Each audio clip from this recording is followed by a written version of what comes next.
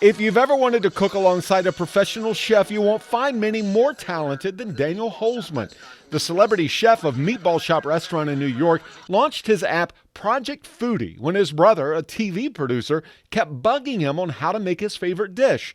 Holzman assumes you don't know what you're doing in the kitchen, which results in some incredibly detailed recipes and videos. And what question I get all the time is, like, what should I put in my burger? My answer is, you shouldn't put anything in your burger. Holzman is a great teacher, but he's also very entertaining. There are all types of recipes and demonstrations. You can search by keyword, ingredient, course, or how long you've got to prepare it. One of the best features is being able to easily change a recipe to accommodate a larger group. This recipe is for 4 people, but if 10 are coming for dinner, a simple swipe adjusts the recipe.